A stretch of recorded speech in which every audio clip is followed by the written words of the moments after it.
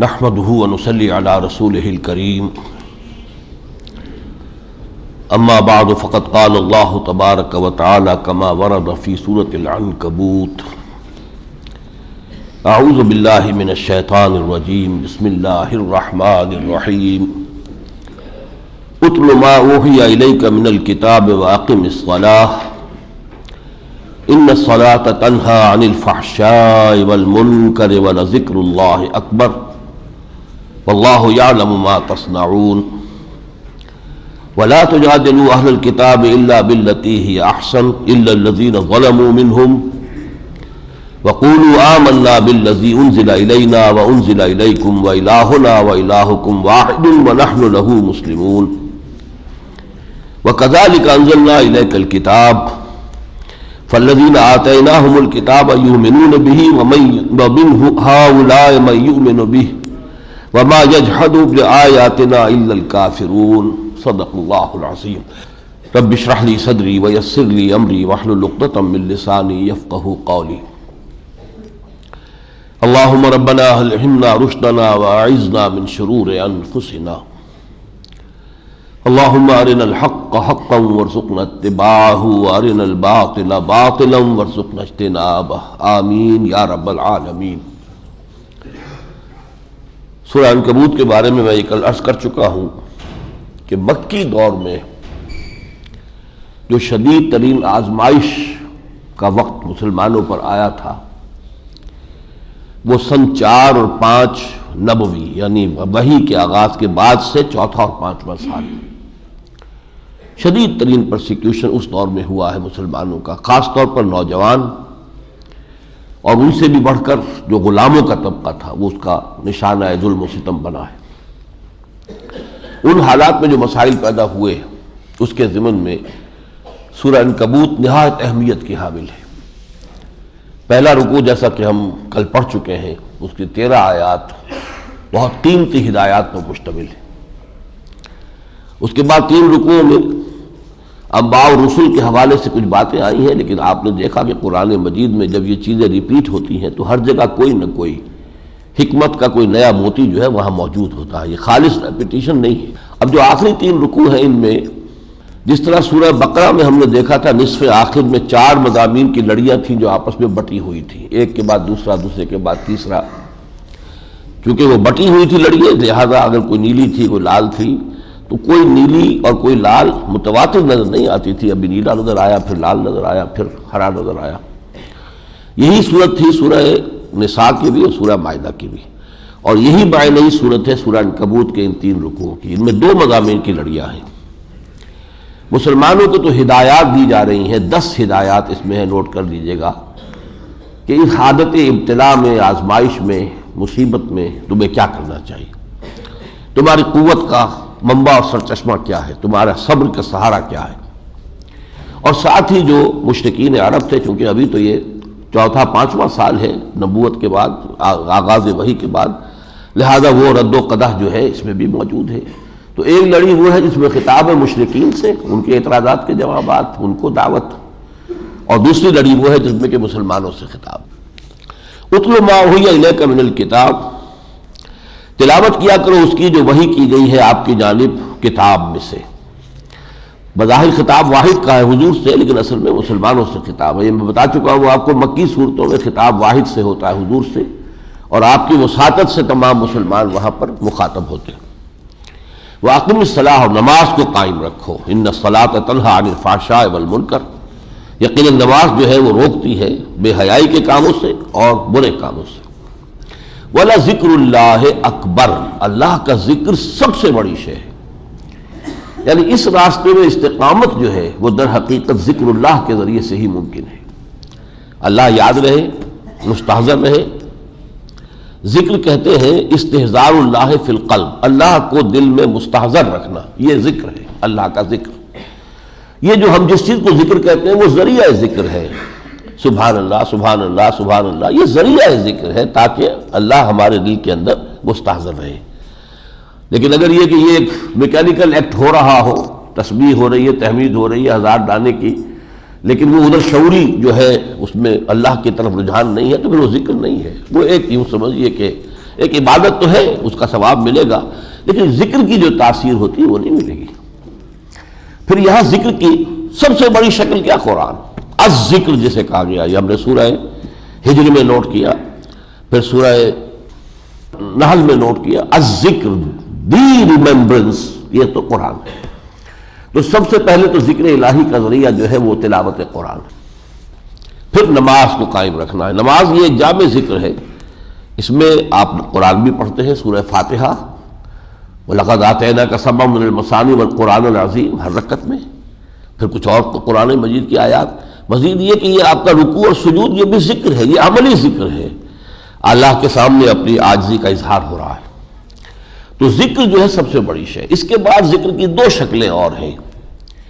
ایک تیسری شکل ہے ادعیہ معصورہ، جو حضور سے ثابت ہے، زندگی کے ہر کام کو کرتے ہوئے کوئی نہ کوئی دعا آپ مانگتے تھے۔ ابھی صبح آنکھ کھلی ہے، دعا ہے الحمدللہ الذی احیانی بعد ما اماتنی والیہ النشور۔ آپ قضاء حاجت کے لیے بیت الخلاء میں داخل ہو رہے ہیں، دعا ہے اللہم انی اعوذ بک من الخبث والخبائث۔ فراغت ہو گئی ہے، باہر آئے ہیں الحمدللہ الذی اذھب عنی الاذی وعافانی۔ زندگی کا ہر کام اس کے ساتھ دعا ہے، اور یہ نیچرل ذکر ہے، اور اس میں کوئی اضافی وقت لگتا نہیں، کام تو وہی آپ کر رہے ہیں، جس کو پنجابی میں کہتے ہیں کہ ہتھ کارول دل یارول، زبان جو ہے اس پر اللہ تعالیٰ کی جو ذکر کے کلمات جاری ہیں، کام اپنا ہو رہا ہے۔ گھر سے نکلے دعا ہے، مسجد میں داخل ہوئے دعا ہے، مسجد سے باہر آئے دعا ہے، بازار میں داخل ہوئے دعا ہے، واپس آئے دعا، دعا ہر کام۔ آئینہ دیکھا دعا ہے، کپڑے پہنے دعا ہے، یہاں تک کہ تعلق زن و شو، بیوی کے ساتھ ہم بستری سے پہلے بھی دعا ہے۔ کوئی عمل نہیں ہے کہ جس کے ساتھ دعا نہ ہو۔ یہ تیسری شکل ہے، ذکر کثیر اسی کو کہیں گے۔ چوتھی شکل پھر یہ ہوتی ہے کہ کوئی شخص کے جو ماہر نفسیات ہو، وہ آپ میں دیکھے آپ میں خاص کیا کمی ہے، اس کے اعتبار سے پریسکرائب کرے کہ آپ فلاں قرآن کی آیت کا ورد کیا کیجئے، پڑھا کیجئے۔ کسی میں بزدلی ہے، کسی میں حب مال زیادہ ہے، کسی میں حب جاہ زیادہ ہے، مختلف لوگوں میں مختلف کمزوریاں ہیں۔ تو یہ تو جیسے کہ ماہر نفسیات ہے وہ سجیسٹ کرے گا۔ اس اعتبار سے حضور نے بہت سے لوگوں کو بہت سے ذکر جو ہے تلقین فرمائے، لیکن اسے ہم کہیں گے کہ وہ پرٹیکولر پرسن پرسکرپشن تھی، وہ یہ کہ سب کے لیے نہیں ہے، بلکہ یہ کہ پرٹیکولر پرسنز کے لیے۔ بہرحال یہ ہے طریقہ ذکر کے۔ واللہ یعلم ما تصنعون، اور جو کچھ تم کر رہے ہو اللہ اس سے واقف ہے۔ ولا دوسری ہدایت، اب ہدایتیں گنتے جائیے گا۔ ولا تجادلوا اہل الکتاب الا بالتی احسن، اہل کتاب سے مت جھگڑو مگر بہترین طریقے پر۔ اہل کتاب سے پہلا انکاؤنٹر ہو رہا ہے سن 5 میں، جبکہ کچھ مسلمان ہجرت کر کے حبشہ چلے گئے، اور وہاں پر عیسائیوں کی حکومت تھی، نجاشی عیسائی تھے۔ اسی زمانے میں یہ صورت نازل ہو رہی ہے۔ ان کے ساتھ بہت پولائٹلی، بہت صحیح طریقے پر، عمدگی کے ساتھ، الا الذین ظلموا منہم، سوائے ان کے کہ جو ان میں سے ظالم ہو۔ اب اس الا کے دو معنی ہو سکتے ہیں، یا تو یہ ہے کہ ولا تجادلوا کا حکم ثابت ہو جائے گا، ان سے جھگڑو ہی مت، قالوا سلاما، چھٹی کرو۔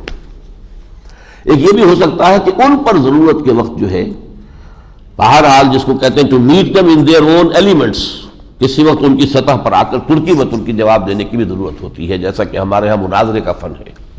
تو یہاں الا دو معنی دے سکتا ہے۔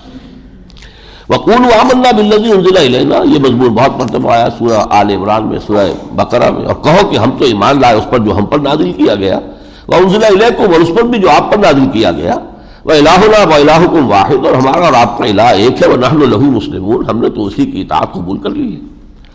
وَكَذَٰلِكَ أَنزَلْنَا إِلَيْكَ الْكِتَابَ، اسی طرح نبی ہم نے آپ کی جانب یہ کتاب اتاری ہے۔ فالذین آتیناہم الکتاب یؤمنون بہ، تو وہ لوگ جنہیں ہم نے پہلے کتاب دی تھی وہ بھی اس پر ایمان رکھیں گے، لائیں گے یا رکھتے ہیں۔ جس کی سب سے بڑی مثال یہ ہوگی کہ نجاشی نے سورہ مریم کے ابتدائی آیات سن کر کہا کہ بالکل صحیح ہے یہ، اور حضرت عیسیٰ کی حیثیت اصل یہی ہے جو ان میں بیان ہوئی ہے۔ وَمِنْ هَؤُلَاءِ مَن يُؤْمِنُ، اور ان لوگوں میں سے بھی وہ لوگ ہیں جو ایمان لائیں گے، اور کچھ لا بھی چکے ہیں۔ ظاہر بات ہے کہ سن 4 تک 5 تک تو بہت سے لوگ ایمان لا چکے تھے مکے میں، اور بھی لائیں گے۔ وَمَا يَجْحَدُ بِآيَاتِنَا إِلَّا الْكَافِرُونَ، اور ہماری آیات کا انکار نہیں کرتے مگر ناشکر لوگ۔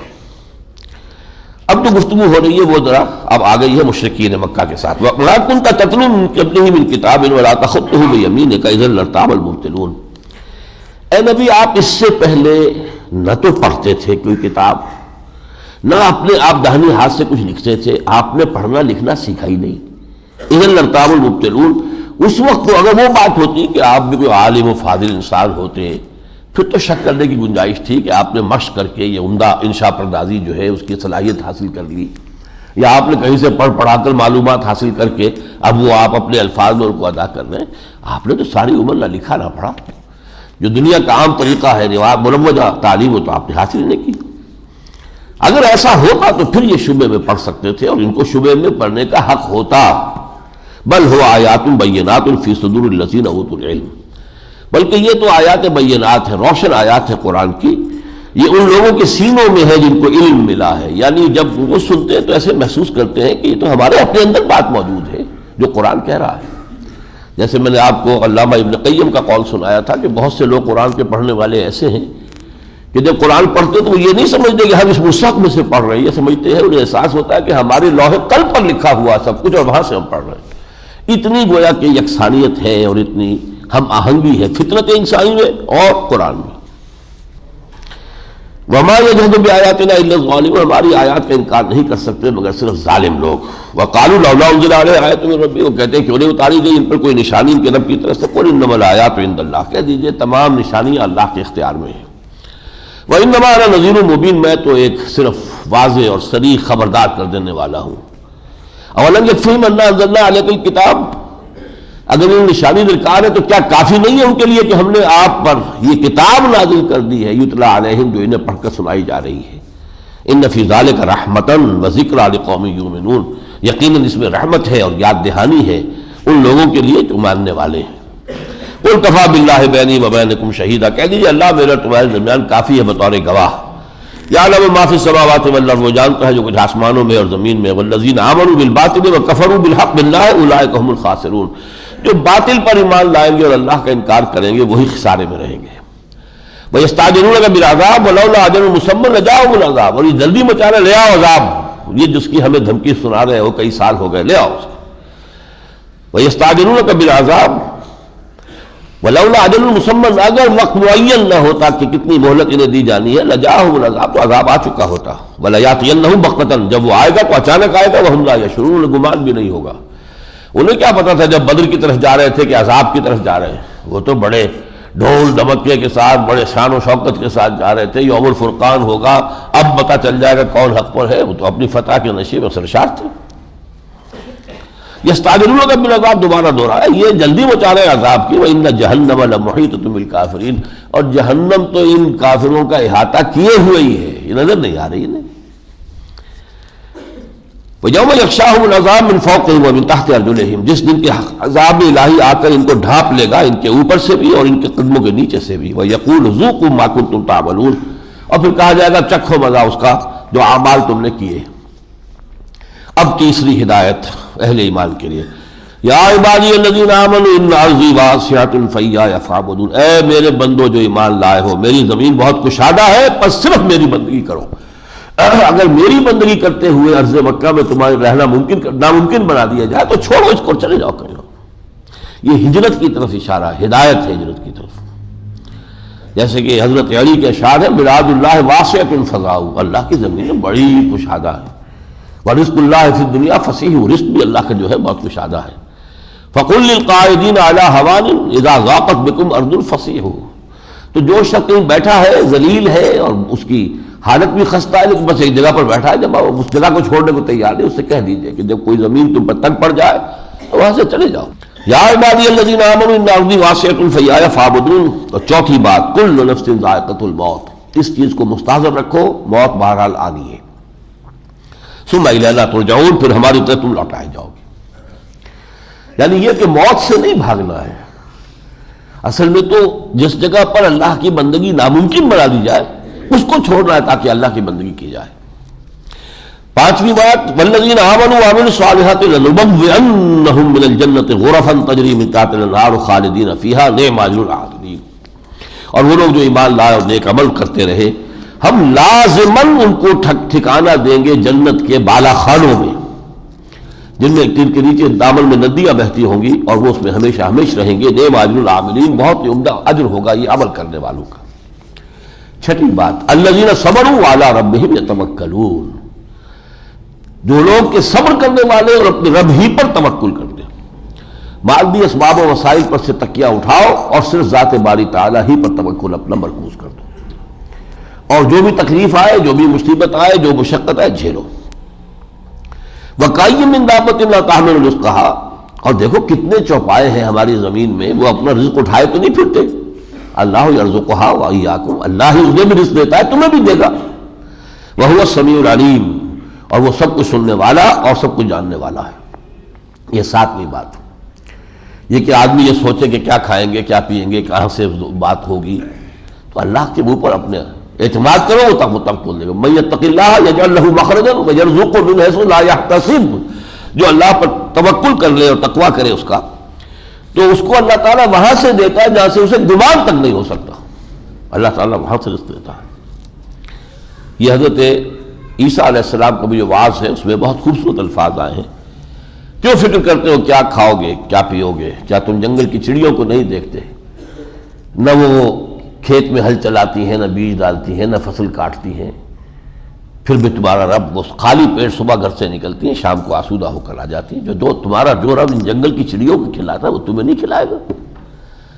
اور کیوں فکر کرتے ہو کیا پہنو گے؟ تم جنگل کی سوسن کو نہیں دیکھتے کہ وہ نہ کوئی کاٹتی ہے، نہ بنتی ہے، نہ کوئی لباس بناتی ہے، لیکن جیسا خوشنما لباس اس کو اللہ نے عطا کیا ہے ویسا تو سلیمان بھی ملبس نہ تھا، سلیمان کو بھی وہ لباس میسر نہیں تھا جو اللہ نے ان پھولوں کو لباس عطا کیا ہوا ہے۔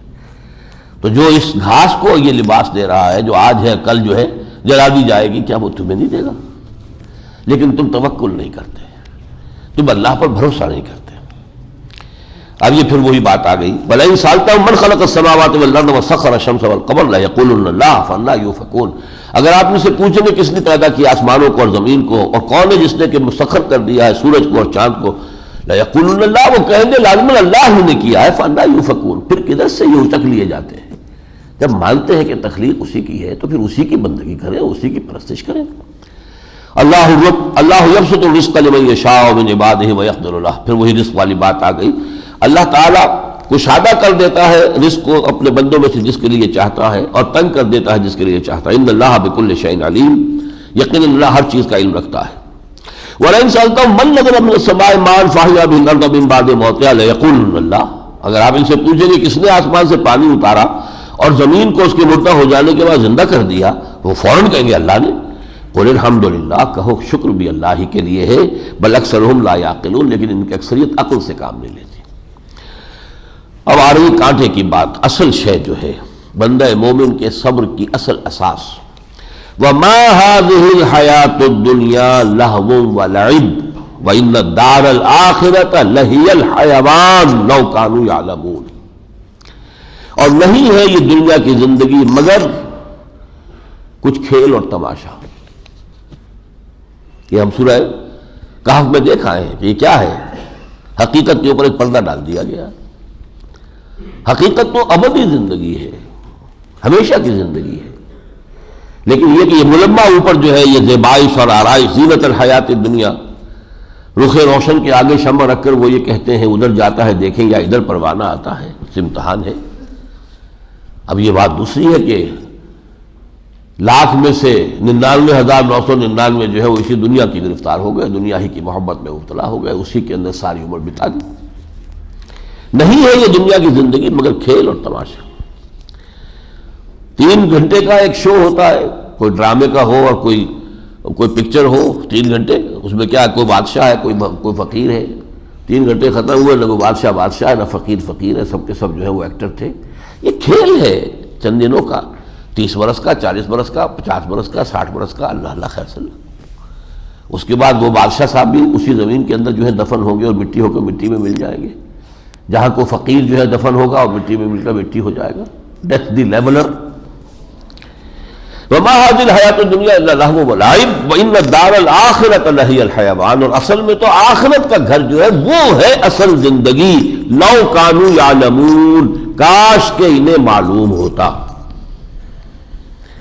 یہ بھی معلوم ہونا اور ہے، اور ویسے عقیدہ بطور عقیدہ کہہ دینا کہ ہاں ہم آخرت کو مانتے ہیں اور ہے۔ کیا واقعی یہ بات دل میں کھبی ہوئی ہے کہ اصل زندگی آخرت کی زندگی ہے؟ یہ بات کھب جائے تو انسان کی زندگی میں انقلاب آ جائے گا۔ اس کا ایٹیچیوڈ، اس کا بیہیویئر بالکل بدل کر رہ جائے گا۔ فَإِذَا رَكِبُوا فِي الْفُلْكِ، اب پھر وہی مشرکین کا معاملہ، اور جب یہ سوار ہوتے ہیں کسی کشتی میں، دعوا اللہ مخلصین لہ الدین، تو وہ اللہ ہی کو پکارتے ہیں خالص اسی کے لیے اپنی اطاعت کا اظہار کرتے ہوئے۔ فَلَمَّا نَجَّاهُمْ إِلَى الْبَرِّ إِذَا هُمْ يُشْرِكُونَ، جب وہ اللہ تعالیٰ نجات دے دیتا ہے خشکی کی طرف، پھر جا کے شرک شروع کر دیتے ہیں۔ لِيَكْفُرُوا بِمَا آتَيْنَاهُمْ، تاکہ کفر کریں ان چیزوں کے ساتھ جو ہم نے انہیں دی ہیں، چیزیں ہماری ہیں، کفر میں استعمال کرتے ہیں، ہمارا دیا ہوا رزق ہے اور ڈنڈوت میں پیش کرتے ہیں نذرانے میں بتوں کے آگے۔ وَلِيَتَمَتَّعُوا، اب یہ کہ فائدہ اٹھا لیں کچھ دن، یہ چند روزہ حیات دنیاوی ہے، اس میں جو بھی فائدہ اٹھا لیں فَسَوْفَ يَعْلَمُونَ، پھر انہیں معلوم ہو جائے گی۔ جب آنکھ کھلے گی گل کے تو موسم ہوگا خزاں کا، ویسے تو مصرع ہے، جب آنکھ کھلی گل کی تو موسم تھا خزاں کا، تو اب یہ کہ مستقبل میں ہو جائے گا۔ اولم یروا انا جعلنا حرما آمنا، یہ مضمون پہلے بھی آ چکا ہے سورہ قصص میں، یہ دیکھتے نہیں کہ ہم نے اس حرم کی سرزمین کو ان کے لیے امن کا گہوارہ بنا دیا ہے۔ وَيَتَخَطَّفُ النَّاسُ مِنْ حَوْلِهِمْ، اور ان کے ارد گرد سے لوگوں کو اچک لیا جاتا ہے، امن تو تھا نہیں عرب میں۔ أَفَبِالْبَاطِلِ يُؤْمِنُونَ وَبِنِعْمَةِ اللَّهِ يَكْفُرُونَ، اس کے باوجود یہ باطل پر ایمان رکھتے ہیں اور اللہ کی نعمتوں کا کفران کرتے ہیں یا انکار کرتے ہیں۔ وَمَنْ أَظْلَمُ مِمَّنِ افْتَرَىٰ عَلَى اللَّهِ كَذِبًا أَوْ كَذَّبَ بِالْحَقِّ لَمَّا جَاءَهُ، اس سے بڑا ظالم اور کون ہوگا جو اللہ پر کوئی جھوٹ جڑے، یعنی یہ کہے کہ مجھ پر وحی آئی ہے جبکہ وحی نہ آئی ہو، اس سے بڑا تو جھوٹ اور کون سا ہوگا۔ بازی بازی بارش بابا ہم بازی، اللہ پر جھوٹ کر رہے ہو۔ اور او کذب بالحق لما جاءہ، اسی طرح وہ شخص بھی بہت بڑا ظالم ہے جس کے پاس اللہ کی طرف سے حق آ جائے اور پھر وہ اس کو جھٹلا لے۔ الیس فی جہنم مثوی للکافرین، کیا جہنم ہی میں اصل ٹھکانہ نہیں ان کافروں کا۔ آخری آیت میں یہ 10ویں ہدایت ہے، والذین جاہدوا فینا لنہدینہم سبلنا، جو لوگ ہماری راہ میں جہاد کریں گے ہم لازماً ان کی رہنمائی کریں گے اپنے راستوں کی طرف۔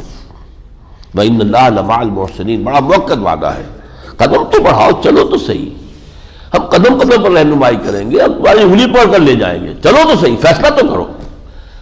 اور یقیناً اللہ محسنین کے ساتھ ہے۔ سورہ روم، بسم اللہ الرحمن الرحیم، الف لام میم، غلبت الروم فی ادنی الارض وهم من بعد غلبهم سیغلبون فی بضع سنین للہ الامر من قبل ومن بعد ویومئذ یفرح المؤمنون بنصر اللہ ینصر من یشاء وهو العزیز الرحیم وعد اللہ لا یخلف اللہ وعدہ ولکن اکثر الناس لا یعلمون۔ یہ سورہ روم جو ہے سورہ عنکبوت کا جوڑا ہے، لیکن اس کے آغاز میں ایک بہت بڑے تاریخی واقعے کی طرف اشارہ ہے۔ یہ پیشن گوئی ہے کہ جو پوری ہوئی حرف بحرف۔ آپ کو معلوم ہے جزیرہ نما عرب کا میں نے کئی مرتبہ تذکرہ کیا ہے کہ اوپر جا کر وہ تکون جو ہے بن جاتی ہے، لیکن یہ کہ اس کے داہنی طرف ایران اور بائیں طرف شام، داہنی طرف عراق اور پھر ایران، بائیں طرف شام اور پھر ترکی وغیرہ، دو سپر پاورز تھی جو کئی صدیوں سے ایک دوسرے کے مقابلے میں مد مقابل نمر لازمہ تھی، سلطنت روما اور سلطنت ایران۔ کبھی رومے بڑھتے تھے تو ایرانیوں کو دھکیل دیتے تھے پیچھے، کبھی ایرانی زور لگاتے تھے تو رومیوں کو وہ دھکیل دیتے تھے ایشیائے کوچک، ایشیائے مائنر میں، اور یہ سارا شام وغیرہ کا علاقہ ان سے خالی کرا لیتے تھے۔ یہ گویا سی سو جسے کہتے ہیں، اس طریقے سے ہسٹری چل رہی تھی۔ یہ ابتدائی دور ہے، چوتھا ہی سال یا پانچواں سال ہے نبوت کا، یعنی وحی کے بعد، کہ رومیوں کو ایک بہت زبردست شکست ہوئی۔ ہرقل کو بڑی شکست دی ایرانیوں نے، یہاں تک کہ جو وہ صلیب تھی اس کو بھی وہ لے گئے، جس کے اوپر حضرت عیسیٰ کو صلیب دی گئی تھی، ان کا تو مقدس وہ ایک شے تھی، تبرکات میں سے تھی۔ یروشلم پر بھی ان کا قبضہ ہو گیا، اس پورے علاقے سے رومیوں کو کھدیڑ لیا۔ یہ بہت بڑا واقعہ تھا، جتنی بڑی شکست اس وقت ہوئی ہے ہرقل کو، ہیراکلیس، he was the emperor of Rome at that time۔ ہم ہرقل کہتے ہیں، ہیراکلیس اس کا نام ہے۔ اس پر یہ ہے کہ مکے میں بھی مشرکین مکہ نے بغلیں بجائیں۔ دیکھو یہ ایرانی تو آتش پرست ہیں، وہ تو ہمارے قریب ہوئے، ہم بتوں کو پوجتے ہیں، اور یہ رومی ہے عیسیٰ کے ماننے والے، عیسائی، یہ تمہارے قریب ہے مسلمانوں، تم عیسیٰ کو مانتے ہو، لہذا دیکھو ہمارے ساتھیوں نے تمہارے ساتھیوں کو شکست دے دی۔ اور مسلمانوں کو بھی اس پر رنج ہوا، غم ہوا کہ یہ دو سپر پاورز میں سے ایک کھلی مشرک آتش پرست، ایک بار انہوں نے جو بھی خرابیاں آ گئی تھی عقائد وغیرہ کی، لیکن بہرحال ایک امت مسلمہ تو تھے، وہ بگڑی ہوئی امت مسلمہ، حضرت موسیٰ کے، حضرت عیسیٰ کے ماننے والے، تمام انبیاء کے ماننے والے، تورات کے ماننے والے، انجیل کے ماننے والے۔ اس پر یہ پیشن گوئی آئی ہے، الف لام میم غلبت الروم، روم مغلوب ہو گیا، فی ادنی الارض، قریب کی سرزمین میں، جزیرہ نماء عرب کے سر پر جو ہے یہ تاج کے مانند رکھا ہوا عراق اور شام جو ہے، وَهُمْ مِنْ بَعْدِ غَلَبِهِمْ سَيَغْلِبُونَ، لیکن یہ اپنی اس مغلوبیت کے بعد دوبارہ غالب آ جائیں گے، رومی دوبارہ غالب آئیں گے، فی بضع سنین، 9-10 سال کی مدت میں، بضع کہتے ہیں 10 سے کم تر، چند برسوں میں ایسا ہو جائے گا۔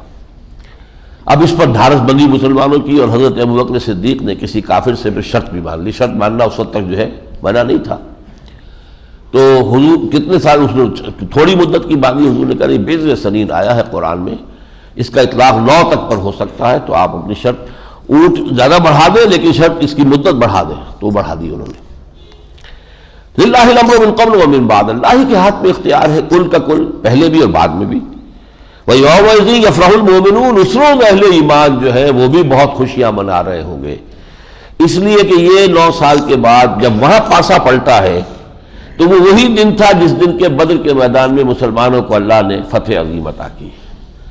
تو یہ 2 پیشن گوئیاں ہیں ایک پیشن گوئی میں، ایک نہیں ہے 2 ہیں، کہ اہل ایمان بھی اس روز خوشیاں منا رہے ہوں گے بنصر اللہ، اللہ کی نصرت کی بنیاد پر، ینصر من یشاء، وہ جس کو چاہتا ہے اس کی مدد فرماتا ہے، وہو العزیز الرحیم، اور یقیناً وہ عزیز ہے، زبردست اور رحیم۔ وعد اللہ، یہ اللہ کا وعدہ ہے، ہو کر رہے گا، اٹل ہے۔ لا یخلف اللہ وعدہ، اللہ اپنے وعدے کے خلاف نہیں کرتا، ولکن اکثر الناس لا یعلمون، لیکن اکثر لوگ جانتے نہیں۔ تو یہ ہے وہ واقعہ روم کا۔ اور اب نوٹ کیجئے جو آخری زمانے کی جو احادیث آتی ہیں، جن کا ذکر میں نے کئی دفعہ کیا ہے، اس میں روم کا تذکرہ بہت آتا ہے، پھر روم، اور اب یہ رومن امپائر دوبارہ تشکیل پاتے ہوئے ہم اپنی آنکھوں سے دیکھ رہے ہیں۔ یہ یورو کرنسی جو ہے، اگر آپ BBC وغیرہ دیکھتے ہیں تو بار بار کہا جا رہا ہے کہ اتنے 100 سال کے بعد رومن امپائر کے خاتمے کے بعد پہلی مرتبہ یہ پھر ایک کرنسی جو ہے پورے اس علاقے کی بن رہی ہے۔ یہ گویا کہ دوبارہ جو ہے احیاء ہو رہا ہے رومن امپائر کا، اور اسی کے ساتھ بہت بڑی ٹکر ہوگی مسلمانوں کی۔ یعلمون ظاہر من الحیات الدنیا، یہ لوگ دنیا کی زندگی کے بھی صرف ظاہر کو سے واقف ہیں، وہم عن الآخرۃ ہم غافلون، اور آخرت سے تو سرے سے ہی غافل ہیں۔ دنیا کی زندگی کا ظاہر بھی کیا ہے؟ ایک امتحانی وقفہ ہے، یہ اصل حقیقت تو یہ ہے کہ یہ امتحانی وقفہ ہے، لیکن ہم اس کی چمک دمک ہی سے متاثر ہو جاتے ہیں۔ اللہ دے کر بھی کبھی آزماتا ہے، کبھی چھین کر آزماتا ہے۔ اولم یتفکروا فی انفسہم ما خلق اللہ السماوات والارض وما بینہما بالحق، کیا انہوں نے کبھی اپنے اندر غور نہیں کیا؟ اللہ تعالیٰ نے آسمانوں اور زمین کو نہیں پیدا کیا ہے اور ان کے مابین جو کچھ ہے مگر حق کے ساتھ، وَأَجَلٍ مُّسَمًّى، اور ایک وقت معین کے لیے۔ سائنس کے میدان میں کچھ عرصے پہلے تک یہ خیال عام تھا کہ this universe is eternal, matter is indestructible, کائنات ہمیشہ قائم رہے گی۔ اب تصور بدل گیا ہے، it is going to end, یہ ہم نہیں کہہ سکتے ابھی کتنے عرصے کے بعد، لیکن یہ کہ یہ اٹرنل نہیں ہے، یہ ختم ہوگی۔ اجل مسمى، قرآن کہتا ہے ایک وقت معین تک کے لیے۔ وَإِنَّ كَثِيرًا مِّنَ النَّاسِ بِلِقَاءِ رَبِّهِمْ لَكَافِرُونَ، اور یقیناً لوگوں میں سے بہت سے ہیں جو اپنے رب کے ساتھ ملاقات کا انکار کرتے ہیں۔ اولم یسیروا فی الارض فینظروا کیف کان عاقبۃ الذین من قبلہم، تو کیا انہوں نے زمین میں سفر نہیں کیے کہ یہ دیکھتے کہ کیسا انجام ہوا جن سے پہلے تھے ان کا؟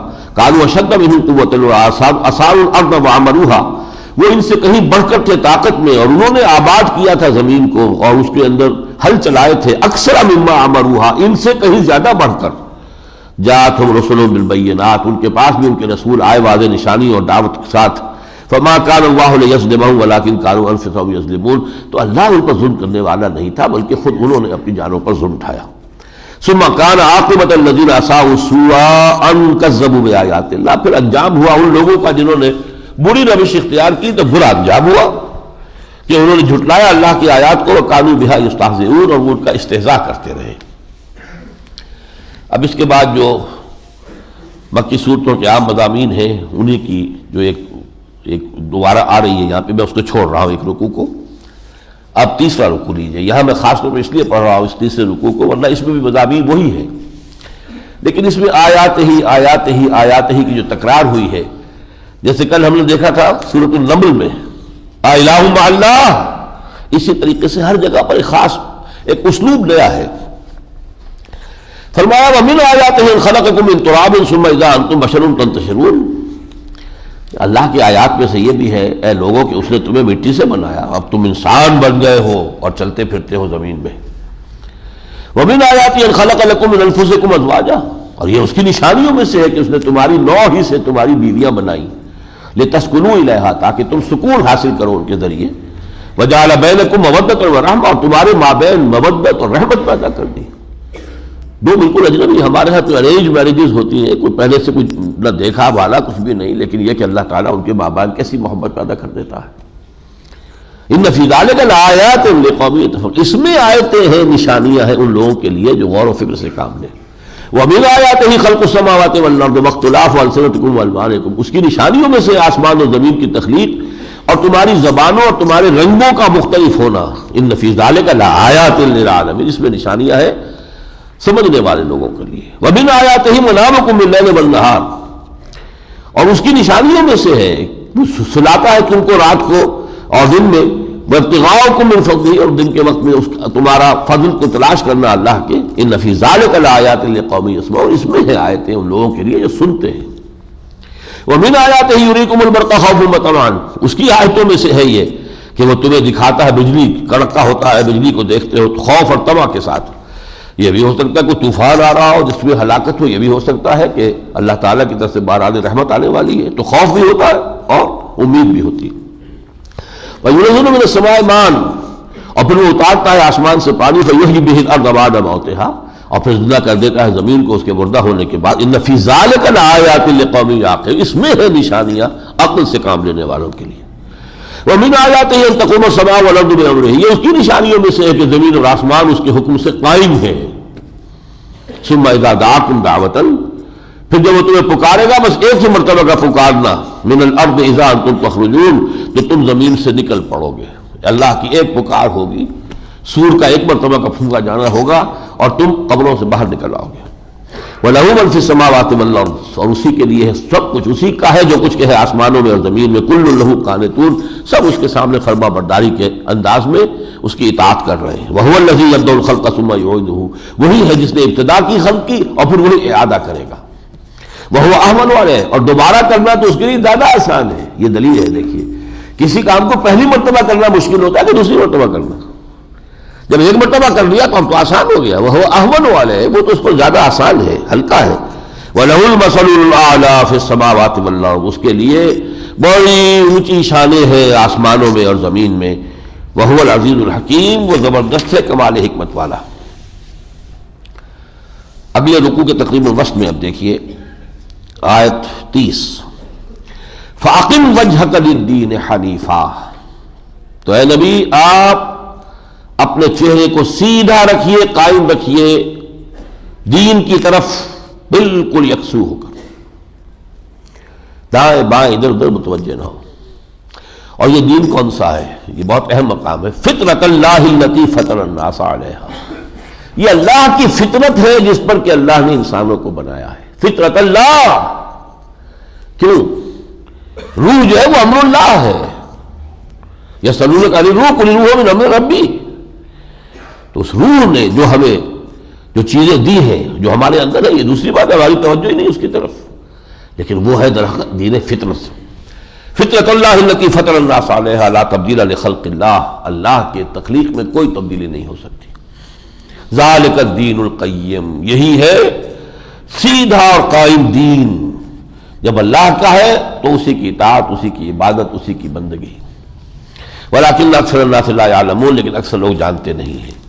منیبین الیہ، اسی کی طرف رجوع کرو، واتقوہ، اس کا تقوی اختیار کرو، واقیموا الصلاۃ ولا تکونوا من المشرکین، اور نماز قائم رکھو اور دیکھنا مشرکین میں سے نہ ہو جانا۔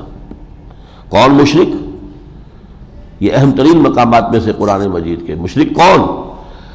ان الذین فرقوا دینہم وکانوا شیعا کل حزب بما لدیہم فرحون، جنہوں نے اپنے دین کو پھاڑ کر ٹکڑے ٹکڑے کر دیا اور گروہوں میں تقسیم ہو گئے۔ دین کی ایک حقیقت کو کوئی ایک فرقہ لے اڑائے کچھ ورق لالے نے، کچھ نرگس نے، کچھ گل نے، چمن میں ہر طرف بکھری ہوئی ہے داستان میری۔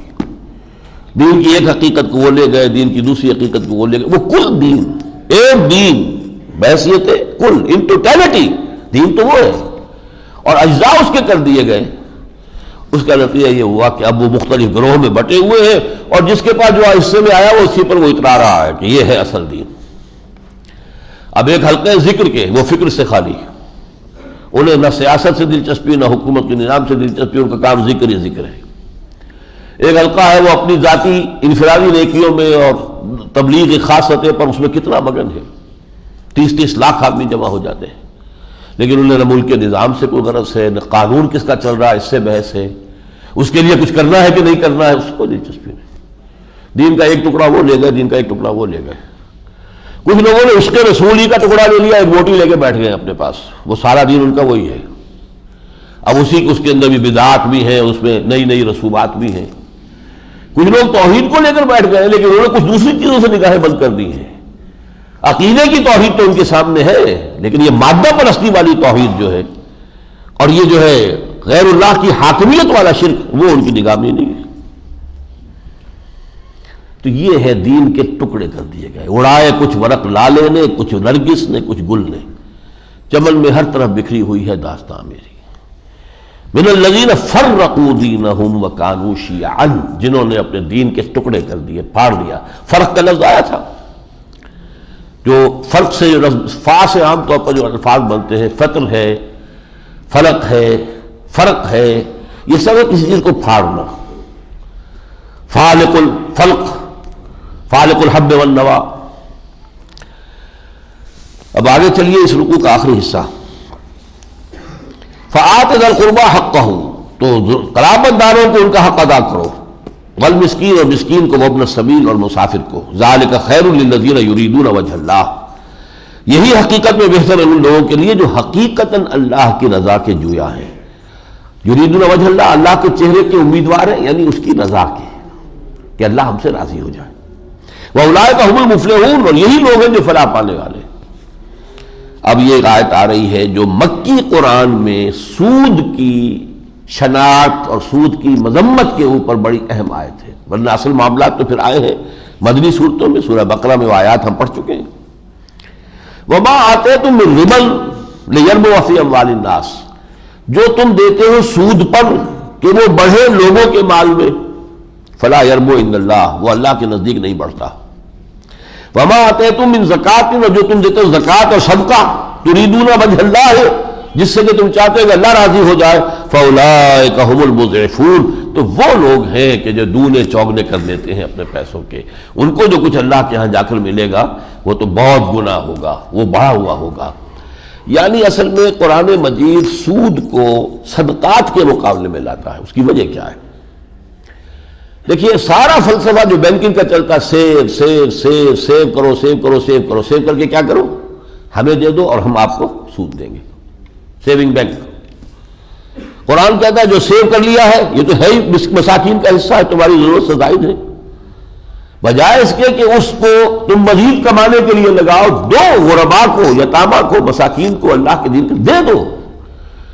وہ سرپلس ہے تمہارے پاس، وہ سرپلس اس لیے نہیں ہے کہ اس کو مزید کمانے کا ذریعہ بناؤ، بلکہ وہ سرپلس اس لیے کہ اس سے اللہ تعالیٰ کی رضا حاصل کرو۔ تو صدقات، اور یہی وہاں پر بھی سورہ بقرہ کے اس رکوع میں بھی 38ویں رکوع میں سارا فلسفہ یہی آیا ہے، یمحق اللہ الربا ویربی الصدقات، وہاں پر بھی دونوں الفاظ بالمقابل آئے ہیں۔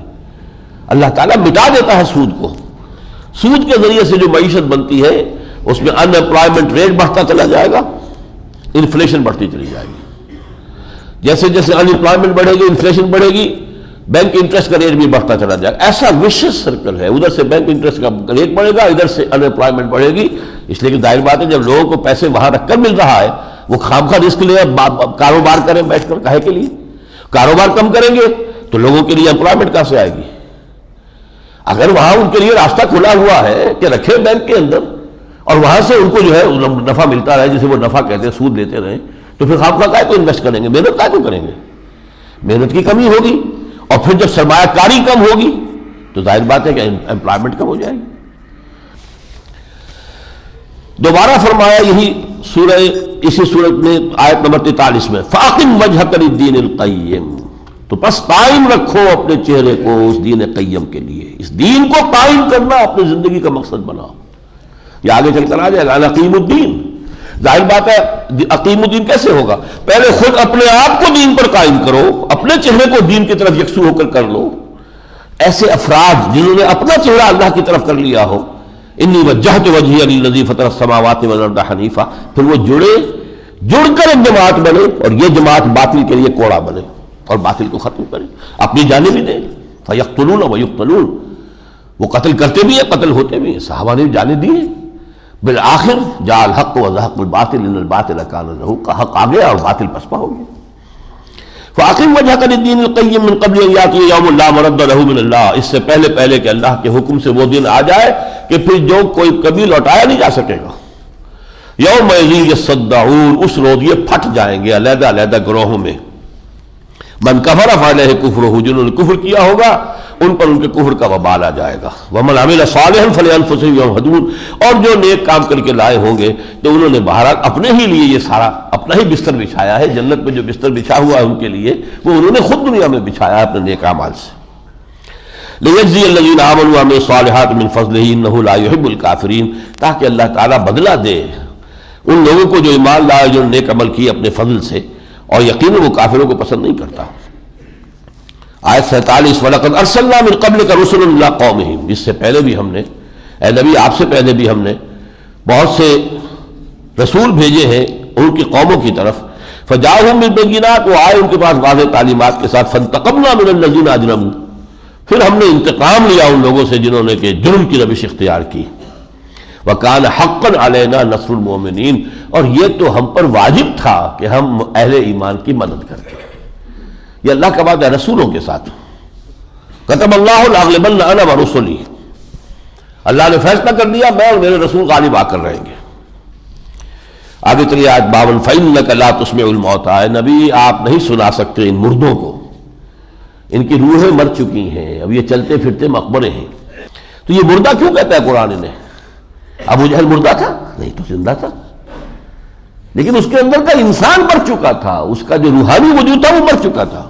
تو اے نبی آپ ان مردوں کو نہیں سنا سکتے، اپنے آپ کو ہلکان نہ کیجئے۔ ولا تسمعوا صم الدعاء، اور نہ ہی آپ بہروں کو سنا سکتے اپنی پکار۔ اذا ولوا مدبرین، جبکہ وہ پیٹھ موڑ کر بھی چل دیں۔ بہرا آدمی ہو، چلیے آپ کو دیکھ رہا ہے تو آپ کچھ اشاروں سے سمجھا لیں گے، بہرا بھی ہے کم وقت تو پیٹھ موڑ کر چل بھی دیا، تو اب آپ کیا کریں گے؟ اس کا کیا سمجھائیں گے اور کیا اس تک بات پہنچائیں گے؟ وما انت بہادی العمی عن ضلالتہم، اور آپ ان اندھوں کو ان کی گمراہی سے نکال کر ہدایت میں نہیں لا سکتے۔ ان تسمعوا الا من یؤمن بآیاتنا، آپ سنا سکتے ہیں انہی کو جو ہماری آیات پر ایمان لائے۔ فہم مسلمون، اور یقیناً وہی ہے کہ جو پھر سر تسلیم خم کرتے ہیں۔ وَلَقَدْ ضَرَبْنَا لِلنَّاسِ فِي هَذَا الْقُرْآنِ مِنْ كُلِّ مَثَلٍ، ہم نے تو اس قرآن میں لوگوں کی ہدایت کے لیے ہر طرح کی مثالیں بیان کر دی۔ وَلَئِنْ جِئْتَهُمْ بِآیَةٍ، اور اگر نبی جیسے کہ یہ کہہ رہے ہیں اور آپ کے دل میں بھی خیال آتا ہے کبھی کوئی معجزہ دکھائی دیا جائے تو کیا حرج ہے۔ وَلَئِنْ جِئْتَهُمْ بِآیَةٍ، اگر آپ وہ معجزہ کو دکھا بھی دیں گے لَيَقُولَنَّ الَّذِينَ كَفَرُوا إِنْ أَنْتُمْ إِلَّا مُبْطِلُونَ، تو یہ کہیں گے یہ کافر لوگ کہ یہ تو تم نے کوئی بات بنا لی ہے، گھڑ لی ہے، جھوٹ بنایا ہوا ہے، یہ تم نے ہماری نظر بندی کر دی ہے، یہ اس کو کچھ تھا، حقیقت نہیں ہے۔ كَذَلِكَ يَطْبَعُ اللَّهُ عَلَىٰ قُلُوبِ الَّذِينَ لَا يَعْلَمُونَ، اسی طرح اللہ تعالیٰ مہر لگا دیا کرتا ہے ان لوگوں کے دلوں پر کہ جو علم سے خالی ہوتے ہیں۔ فَاصْبِرْ، بس اے نبی صبر کیجئے، ان وعد اللہ حق، اللہ کا وعدہ سچا ہے۔ وَلَا يَسْتَخِفَّنَّكَ الَّذِينَ لَا يُوقِنُونَ، اور دیکھیے آپ کو ہلکا نہ کر دیں یہ لوگ کہ جو یقین نہیں رکھتے، یعنی ان کے دباؤ میں آ کر کہیں آپ کے پا استقامت کے اندر آپ کے کوئی لغزش پیدا نہ ہو، آپ کو ہلکا نہ کر دیں، یعنی ایسا نہ ہو کہ آپ کے اندر کمزوری کسی وجہ سے پیدا ہو جائے، ان کے پریشر کی وجہ۔ جمے رہیے اور عزم اور صبر اور ثبات اور استقامت کا کوہ ہمالہ بنے رہیے۔ سورۃ لقمان، اب یہ دو سورتیں جو ہیں یہ جوڑا ہے آپس میں، سورہ لقمان، سورہ سجدہ۔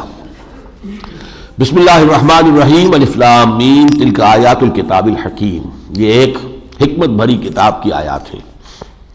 ہدم و رحمت للمحسنین، یہ ہدایت ہے اور رحمت ہے محسنین کے حق میں۔ دیکھیے یہاں تقابل کیجیے ان آیات کا سورہ بقرہ کی آیات سے۔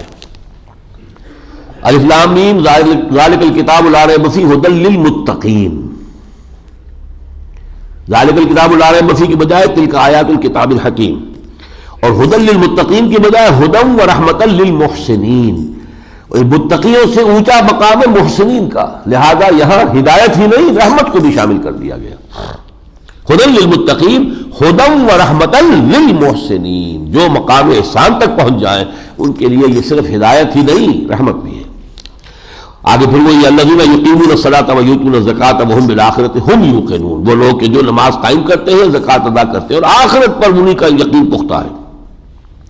اولئک علی ھدی من ربہم واولئک ھم المفلحون، یہی وہ لوگ ہیں جو اپنے رب کی جانب سے ہدایت پر ہیں اور یہی لوگ ہیں جو فلاح پانے والے۔ یہ آیات جو کہ تو ہے سورہ بقرہ کے اندر۔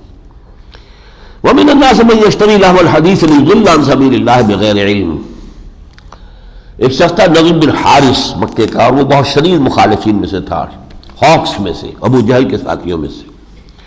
اس نے جب دیکھا کہ لوگوں کے اندر ایک ذوق پیدا ہو رہا ہے قرآن کو سننے کا، روایات سے معلوم ہوتا ہے ایک بدبخت خود بھی جا کے چھپ چھپ کر سنتے تھے۔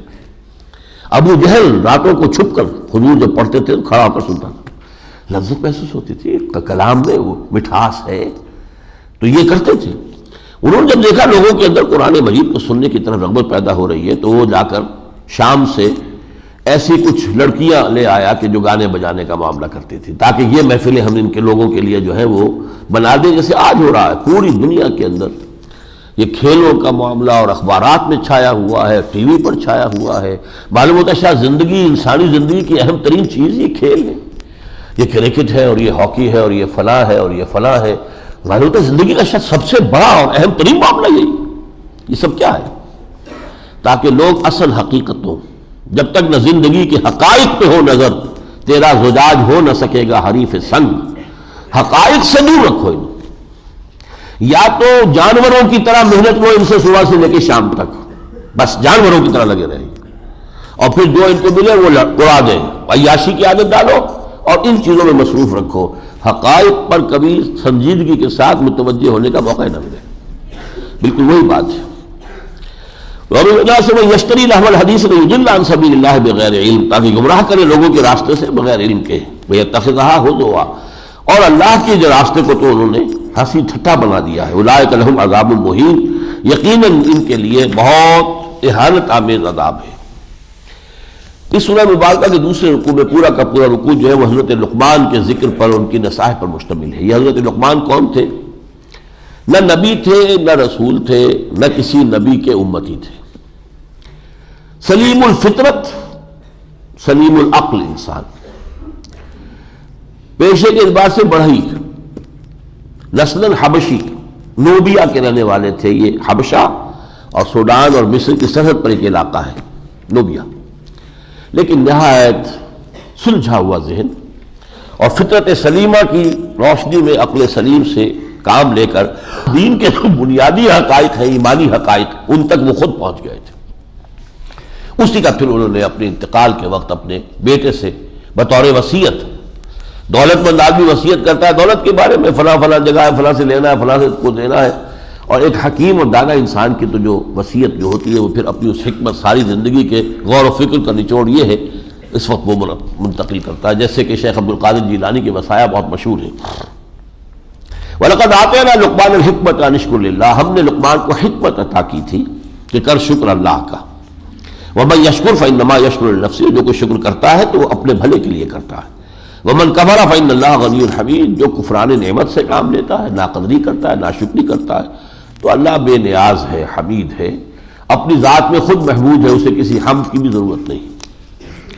وَإِذْ قَالَ لُقْمَانُ لِابْنِهِ وَهُوَ يَعِظُهُ، یاد کرو جب کہ کہا تھا لقمان نے اپنے بیٹے سے، اور وہ اسے نصیحت کر رہے تھے، یا بنی لا تشرک باللہ، پہلی بات تو یہ کہ اے میرے بچے اللہ کے ساتھ شرک ہرگز نہ کرنا، ان الشرک لظلم عظیم، یقیناً شرک بہت بڑا ظلم ہے۔ اس کے بعد حضرت لقمان کی بات شروع کرتے ہی ذرا اگلی بات اللہ تعالیٰ اپنی طرف سے کہہ رہے ہیں، گویا کہ حضرت لقمان کی بات میں یہ خلا تھا جو اللہ پر کر رہے ہیں۔ یہ بات حضرت لقمان کی زبان پر اچھی نہ لگتی کہ وہ والدین کا حق بھی بیان کریں اپنے بیٹے کے سامنے۔ اللہ نے اپنی طرف سے اس کو مکمل کیا. وَوَصَّيْنَا الْإِنسَانَ بِوَالِدَيْهِ, ہم نے انسان کو وصیت کی ہے اس کے والدین کے بارے میں. یہ سورہ عنکبوت میں بھی مضمون آ چکا ہے. اور خاص طور پر والدین میں سے والدہ. حملتہ امہ وہنا علی وہن وفصالہ فی عامین, اٹھائے رکھا اسے اس کی ماں نے کمزوری پر کمزوری جھیل کر, پھر اس کا دودھ چھڑانا ہوا 2 سالوں میں. یعنی اس نے 9 ماہ تو اپنے پیٹ میں رکھا ہے, اس کے خون کا اس نے چوسا ہے جوت کی طرح, اسی پر پلا بڑھا ہے نا آخر بچہ جو تھا رحم مادر میں. پھر یہ کہ 2 سال ہو گیا اس کے لگ بھگ جو ہے دودھ پلایا اس نے. اسی کی توانائیاں ہیں کہ جو دودھ کی شکل میں بچے کی غذا بن رہی ہے. انشکر لی ولوالدیک, کہ شکر کرو میرا اور اپنے والدین کا. تو یہاں اشارہ ہو گیا کہ والدین میں سے والدہ کا مقدم ہے, اور یہ میں بیان کر چکا ہوں سورہ بنی اسرائیل میں. حضور نے 3 مرتبہ والدہ کا ذکر پہلے کیا پھر والد کا. وَإِلَيَّ الْمَصِيرُ, میری طرف تم سب کو لوٹنا ہے. وَإِن جَاهَدَاكَ عَلَىٰ أَن تُشْرِكَ بِي مَا لَيْسَ لَكَ بِهِ عِلْمٌ فَلَا تُطِعْهُمَا, اور اگر وہ دونوں تم سے جھگڑے اس بات پر کہ تم میرے ساتھ شریک ٹھہراؤ جس کے لیے تمہارے پاس کوئی دلیل نہیں, کوئی سند نہیں, تو ان کا کہنا مت مانو. یہ حقوق اللہ ہے, یہ حقوق والدین ہیں, لیکن والدین حقوق اللہ سے اوپر نہیں جا سکتے. اللہ کا حق ہے توحید. شرک کرتے ہو تو اللہ کے حق کے اوپر گویا کہ تم نے ڈاکہ ڈالا. تو ہر چیز کو اپنی جگہ پر رکھنا ہے. وَصَاحِبُهُمَا فِي الدُّنْيَا مَعْرُوفًا, اس کے باوجود بھی یعنی کہ ان سے بالکل قطع تعلق کر لو, دنیا میں ان کے ساتھ پھر بھی نیک سلوک کرتے ہوئے رہو. ان کی خدمت, چاہے والدین مشرک ہوں, ان کی خدمت جو ہے وہ جاری رہے گی. وَاتَّبِعْ سَبِيلَ مَنْ أَنَابَ إِلَيَّ, اور پیروی کرو اس شخص کے راستے کی جس نے اپنا رخ میری طرف کر لیا. إِلَيَّ مَرْجِعُكُمْ, میری طرف تم سب کو لوٹنا ہے. فَأُنَبِّئُكُمْ بِمَا كُنتُمْ تَعْمَلُونَ, پھر میں تمہیں جتلا دوں گا جو کچھ کہ تم کرتے رہے تھے. یا بنی انہا ان تک مثقال حبۃ, اب دوسری بات آ رہی ہے حضرت لقمان کی. وہ تو توحید ہو گئی, اب یہ معاد ہے. اے میرے بچے, اگر کوئی عمل چاہے وہ رائی کے دانے کے برابر ہو, حبۃ من خردل فتکن فی صخرۃ, پھر خواہ وہ کسی چٹان میں ہو, او فی السماوات, یا آسمانوں میں ہو, او فی الارض, یا زمین میں ہو, یأتی بہ اللہ, اللہ اسے لے آئے گا. ان اللہ لطیف خبیر, یقیناً اللہ لطیف ہے, باریک بین ہے, خبیر ہے, باخبر ہے. یعنی یہ کہ اعمال انسانی ضائع جانے والی چیزیں نہیں ہیں, ان کا بھرپور بدلہ ملے گا. بھلائی کا بدلہ بھلا اور برائی کا بدلہ برا. یا بنی اقم الصلاۃ وامر بالمعروف وانہی عن المنکر واصبر علی ما اصابک. تیسری ہدایت, اے میرے بچے نماز کو قائم رکھیو اور نیکی کا حکم دیتا رہیو اور بدی سے روکتا رہیو, اور پھر واصبر علی ما اصابک, پھر جو بیتے اس کو جھیلیو. اس لیے کہ نہیں عن المنکر بڑا کڑوا کام ہے, لوگوں کو اچھا نہیں لگتا, اس پر تمہیں تکلیفیں آئیں گی, ریزنٹمنٹ ہوگی, آزمائشیں ہوگی. پھر یہ کہ کردار کا تقاضا, کریکٹر کا تقاضا یہ کہ ڈٹ جاؤ اور صبر کرو اور جھیلو. ان ذالک من عزم الامور, یقیناً یہ بڑے ہمت کے کاموں میں سے ہے. اور آخری وہی جو میانہ روی کی شکل اور تکبر سے احتراز. ولا تصعر خدک للناس, اپنے گال پھلا کر نہ رکھو لوگوں کے لیے. بعض لوگ جو ہے ایسا انداز بنا کر رکھتے ہیں کہ ان سے گفتگو کرتے ہوئے ڈر آئے. ولا تمشوا فی الارض مرحا, اور زمین میں اکڑ کر مت چلو. ان اللہ لا یحب کل مختال فخور, اللہ تعالیٰ کو جو یہ فخر کرنے والے شیخ و کھڑے ہوتے ہیں وہ پسند نہیں ہے. واقصد فی مشیک, اپنی چال میں میانہ روی اختیار کرو, چال میں بھی, خرچ میں بھی, ہر چیز میں. واغضض من صوتک, اپنی آواز کو پست رکھو, یعنی خام خواہ اپنی آواز اونچی کر کے اپنی بات میں وزن پیدا کرنے کی کوشش نہ کرو. ان انکر الاصوات لصوت الحمیر, یقیناً تمام آوازوں میں سب سے زیادہ ناگوار آواز جو ہے وہ گدھے کی آواز ہے. اونچی تو وہ بھی بہت ہوتی ہے, تو اونچا ہونا آواز کا یہ کوئی آواز کا حسن نہیں ہے.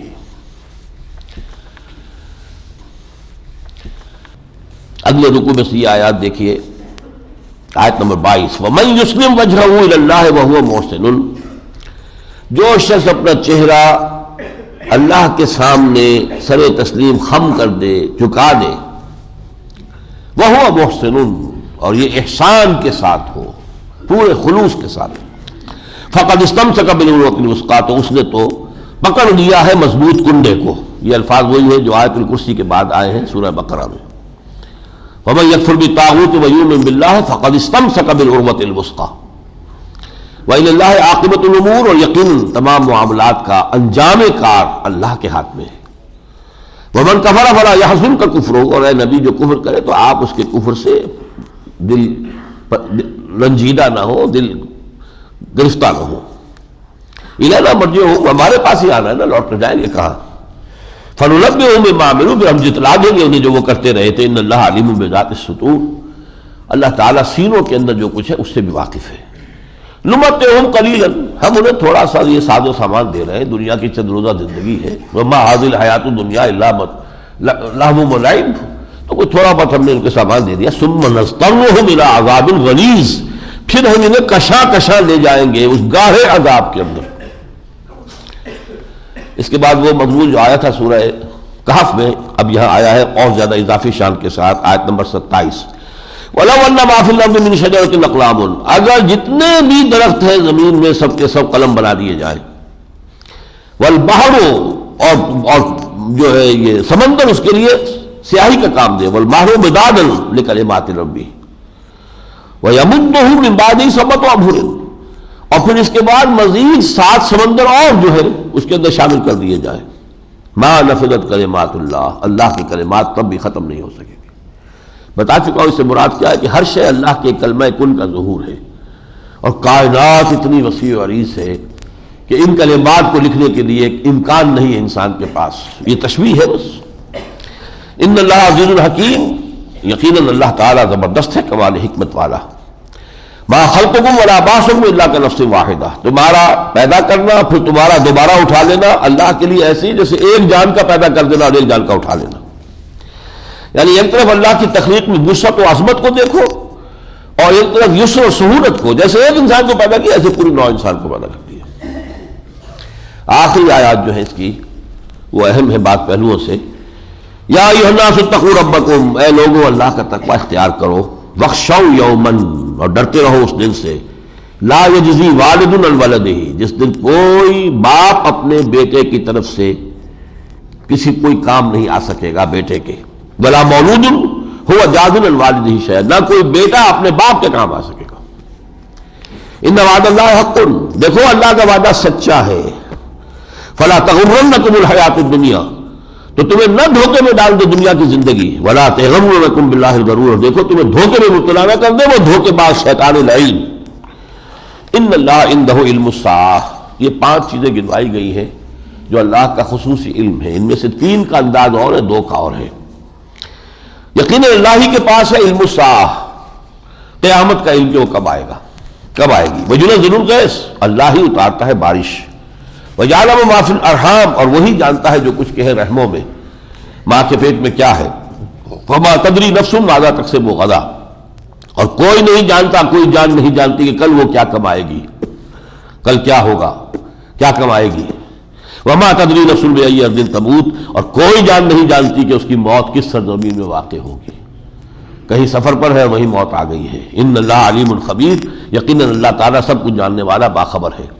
اب ان میں سے 2 چیزوں کو تو ما تدری سے لایا گیا ہے، وہ تو ہو گیا کیٹیگوریکل ڈینائل، یہ کسی جان کو معلوم نہیں کہ کس جگہ میری موت آئے گی، اور یہ کوئی جان نہیں جانتی کہ کل میں کیا کماؤں گا۔ 3 چیزیں وہ ہیں کہ جن کا علم خصوصی اللہ کو ہے، ان میں سے بھی قیامت کے بارے میں تو قرآن مجید میں بے شمار مرتبہ آیا، کسی کو علم نہیں دیا گیا اس کا۔ لا یجلیھا لوقتھا الا ھو، وہ ہم پڑھ چکے ہیں۔ البتہ رحم مادر میں کیا ہے، وہ آج کل کچھ ایک چیز معلوم ہونے شروع ہو گئی ہے کہ لڑکا ہے یا لڑکی ہے، تو اس سے اس کی کوئی نفی نہیں ہو جاتی، اس لیے کہ قرآن مجید نے ماں کے انداز میں نہیں کہا کوئی نہیں جانتا یہ، بلکہ اللہ جانتا ہے۔ اللہ جانتا ہے تو پازیٹیولی ایک بات کہی گئی ہے، ٹھیک ہے۔ ویسے بھی یہ کہ بچہ جو ہے وہ صرف نر اور مادہ ہونے کے اعتبار سے تو نہیں، یہ بچہ کیسا ہے، ذہین ہے، اس کے اندر کیا صلاحیت ہوگی، سعید ہے، شقی ہے، 100 چیزیں ہوں گی بچے کے بارے میں کہ جو انسان کے علم میں نہیں آ سکتی، یہ اللہ تعالیٰ کا خصوصی علم ہے۔ بارک اللہ لی ولکم فی القرآن العظیم ونفعنی وإیاکم بالآیات والذکر الحکیم۔